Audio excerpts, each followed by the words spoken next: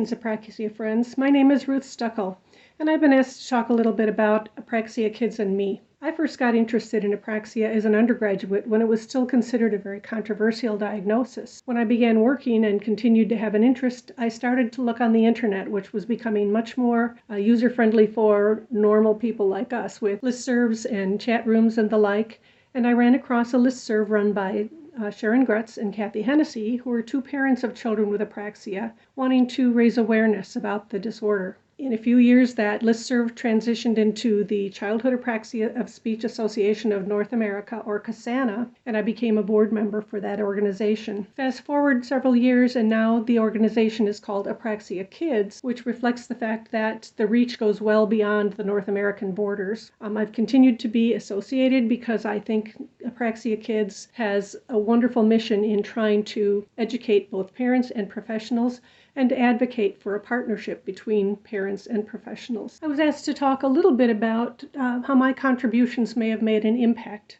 to the world of Apraxia Kids. First, being on the advisory board and now the advisory council has given me opportunity to share ideas about what this organization should be doing going forward and helping to grow awareness and educational opportunities for both parents and clinicians. Secondly, I have presented at each of the national conferences since the organization was established. I've tried to share information that is timely and well-grounded in research, and I'm always pleased when a parent or an SLP approaches me to say they want to keep learning about Apraxia or that something I said resonated and they're going to implement it in their treatment or in their home life. Thirdly, I was asked to write the curriculum for the first ever boot camp, which was Intensive Training Institute for Childhood Apraxia, called boot camp because it's 4 intensive days and nights of learning about motor speech and getting the best up-to-date information about treatment.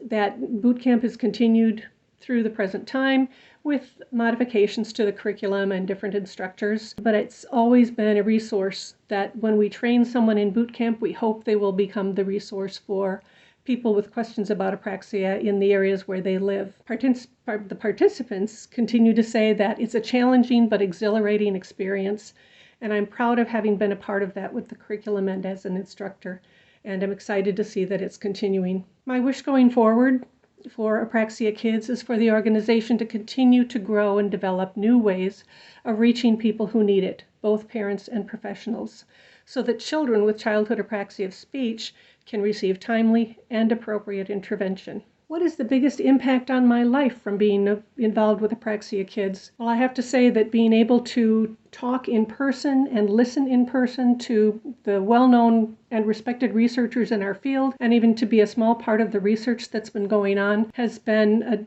boost to my enjoyment of my career, and I wouldn't ask for anything else. It also has provided me with the tools to advocate more effectively for children that I work with who have had motor speech disorders such as Apraxia, and to understand and implement ideas that keep parents and clinicians working together as a team as much as possible.